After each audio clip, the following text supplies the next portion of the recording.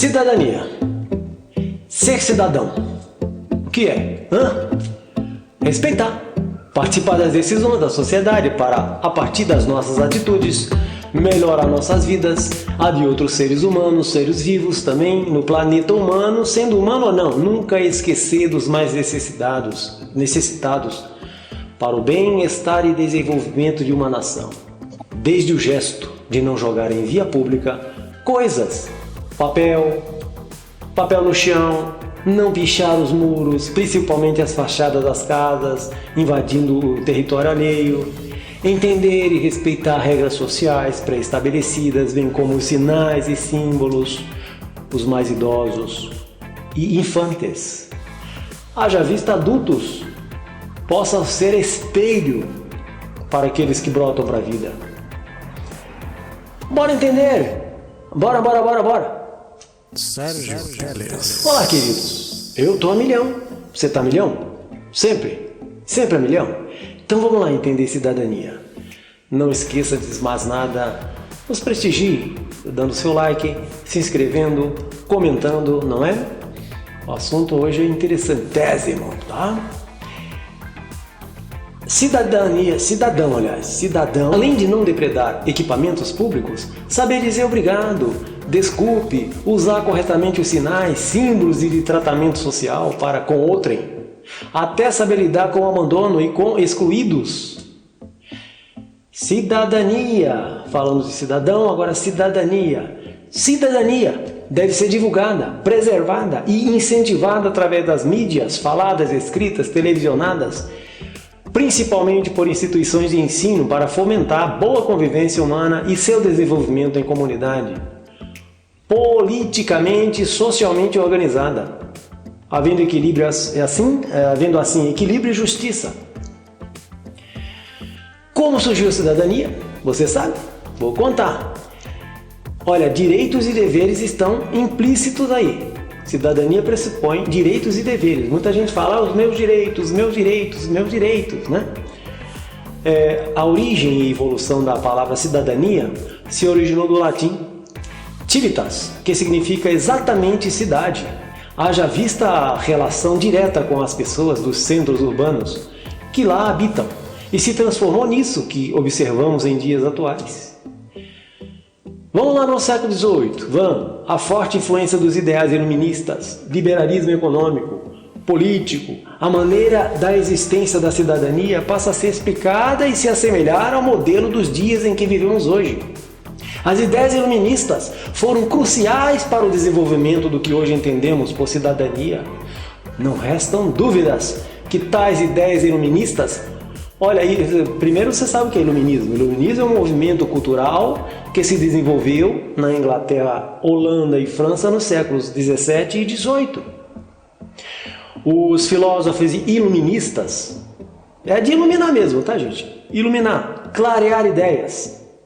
Lembrando que vivia-se uma época em que as pessoas pensavam que Deus era o centro de tudo e que Deus tinha até responsabilidade pela hemorroida ou a unha cravada do sujeito, né? Se a pessoa morresse disso, Deus estava querendo. As pessoas não tinham a clara evidência de que poderiam resolver seus próprios problemas, né? Então os filósofos iluministas, especialmente Voltaire, John Locke e Jean-Jacques Rousseau, constituíram as bases para o entender e relações atuais entre o Estado e sujeitos, ao conceber o ser humano como um indivíduo dotado de razão e de direitos intrínsecos à natureza, ou seja, direitos naturais, como o direito à vida, à liberdade, à propriedade. Com esse formato estabelecido, abriu-se espaço para o nascimento do Estado de Direito. Surgiu na Idade Antiga, após Roma conquistar a Grécia, mais ou menos no século V d.C., se expandindo então para o resto da Europa. Olha, apenas homens em idade adulta e proprietários de terras, desde que não fossem estrangeiros, eram cidadãos. Mulheres, crianças e estrangeiros e também escravos não eram considerados cidadãos. Na Idade Média, a Segunda Era, digamos assim, o século vai do século V ao XV depois de Cristo, surgiram na Europa os feudos. Feudos, um tipo de fortaleza, tá? Particular.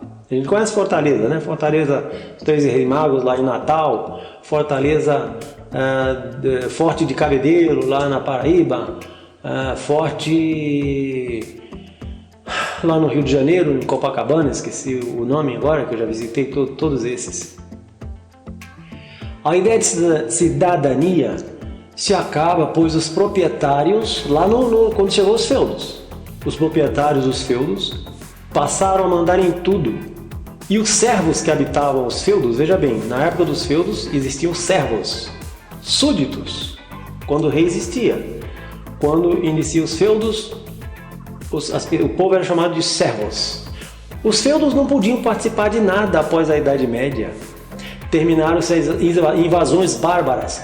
Passa a não existir os feudos, uma grande crise se estabelece aí. Os feudos se modificam, formando cidades, depois países, os chamados, então, estados nacionais. Entra na terceira era, Idade Moderna, século XV ao XVIII depois de Cristo. Os países formados após o desaparecimento dos feudos foram em decorrência da união de dois grupos, o rei e a burguesia. O rei mandava em tudo, e poderoso cobrador de impostos, enchia os bolsos, daí ficava ainda mais influente com seus exércitos, sendo formado além de dar apoio político à burguesia. Por enquanto, certamente, a burguesia cada vez mais rica, apoiando economicamente, né? Através de impostos, os reis, né? E como o poder cega o homem, o rei e a burguesia entram em atrito em algum momento. Burguesia rica, cada vez mais rica e independente, vendo o rei como um estorvo ao seu progresso para acabar com o absolutismo, poder total do rei. Foram realizados 5 grandes revoluções. Quais são?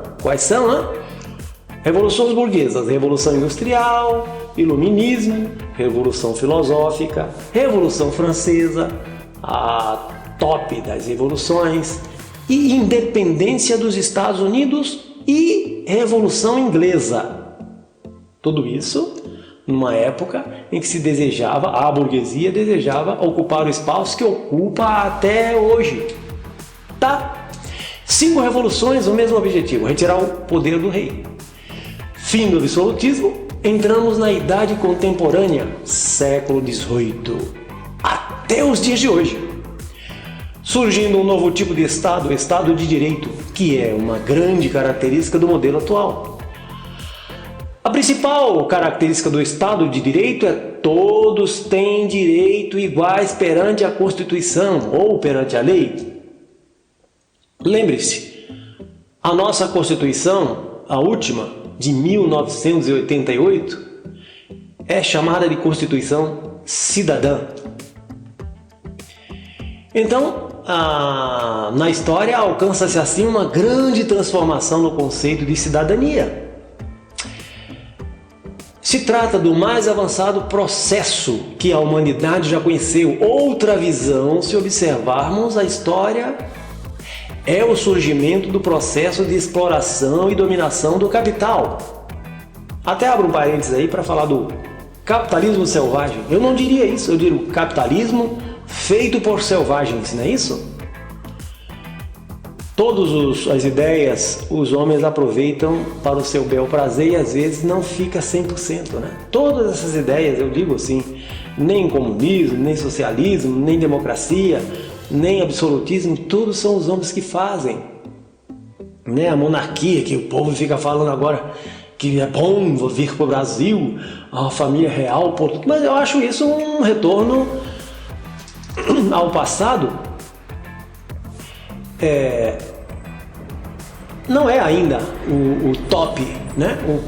O povo precisa ser cidadão, realmente, todos, ricos e pobres.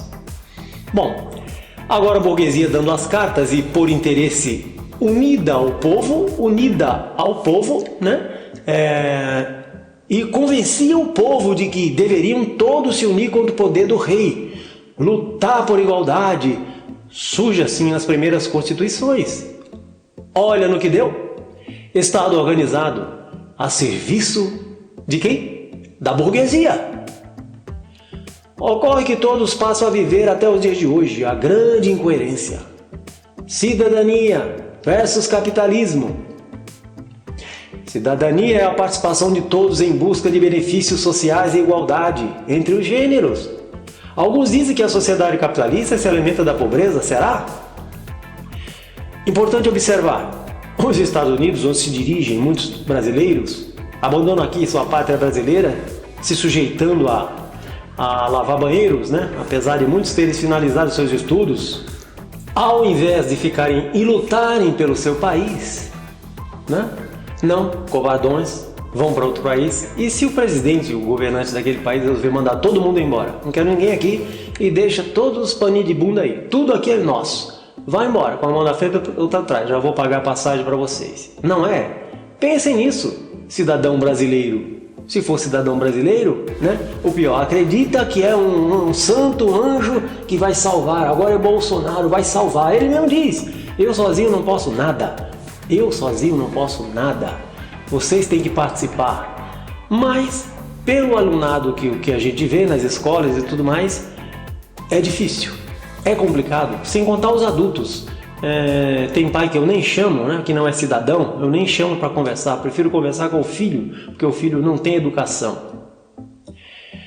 Ainda bem que há exceções. No capitalismo, a grande maioria não pode ter muito dinheiro, será? Afinal, ser capitalista é ser um grande empresário. Olha, ser empresário, ser capitalista pressupõe máquinas, eu ter dinheiro, ter máquinas e operários, trabalhadores, não é? Será se todos fôssemos capitalistas, o capitalismo acabaria? Ninguém mais ia trabalhar, pois para outro, né? Pois não existiria mais operários, por exemplo. Farei um vídeo sobre o antagonismo comunista, né? Claro que a burguesia e o grande capitalista sempre lutaram aí. Segundo Karl Marx, um pensador, filósofo que contribuiu muito para a sociologia, ele disse que a vida é uma eterna luta entre o proletário e o patrão, né? O capitalista, o burguês e o proletário, o patrão e o empregado, né? Assim, numa vida em que nós levamos hoje, da função de político, pensador político, participante, o povo passa a súdito, né? Foi súdito, servo no feudalismo e agora súdito, servo e mero consumidor, né? Se conformam apenas em ser assim, zumbi consumidor. O que alimenta, né? O que é alimentado de forma acentuada pela mídia, né? As propagandas, os marketings da vida. Tem gente que compra, né? Tem um celular 1, 2, 3, 4, eu quero aquele 3, eu quero 4, agora saiu 6, agora saiu 8, vai sair o 9, já estou de olho, né? Cria essa coisa, porque o ser humano é eterna angústia, eterna busca, e sabe-se disso, os psicólogos sabem disso e estudam para os grandes empresários esse formato de vida. Preencher a vida das pessoas com o quê, né? As pessoas esquecem do Altíssimo, né? E ficam pautados numa vidinha ridícula, consumista e não tão inteligente, né? O homem que consome satisfaz as necessidades que outros impõem como necessárias para a sua sobrevivência. Isso se mantém até os dias hoje. Claro, a ideia de consumo. Para mudar essas ideias, as pessoas devem criar seus próprios conceitos e a escola aparece como um fator fundamental. Enfatiza-se alguns direitos obrigatórios para o cidadão de todo o mundo, a partir da Declaração dos Direitos Humanos. Cidadãos verdadeiros são interessados na realidade em que vivemos e que se prolifere Erga-se, resista e combata. Não permita a criança passando fome e infelizes. É preciso planejamento, como eu sempre digo. Eu nasci de uma família sem planejamento algum. Escapei por sorte e não existe sorte nessa vida. Ou você tem, ou você nasce para vencer, alguém te ajuda, pais no caso, né? Já tem que ter no banco uma quantia para te proteger até a tua independência financeira, ou não adianta a sorte, não adianta ficar orando orações para agradecer a sua vida ao Altíssimo, não é para pedir dinheiro, tá? Então vamos planejar, não gerar seres humanos de qualquer jeito e vida de qualquer maneira, pois os outros, né, geralmente governantes, não cidadãos, não ligam para si próprios, os dele, quanto mais para o semelhante, o que está ali na sarjeta. Não concordo com a famosa frase onde cabe um, cabe dois, cabe três. Não, né? Para passar fome, muito obrigado, tá? O verdadeiro cidadão dedica-se a não permitir barbaridades que hoje se alastram por cada canto de nossa sociedade.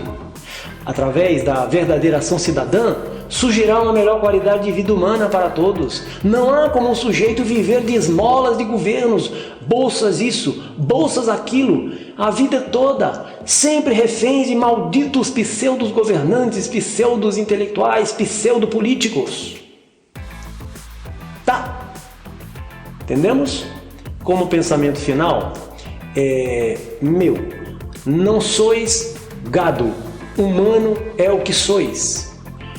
Do Charles Chaplin, não sois máquina, homens é que sois, e com o amor da humanidade em vossas almas, não odieis, só odeiem os que não se fazem amar.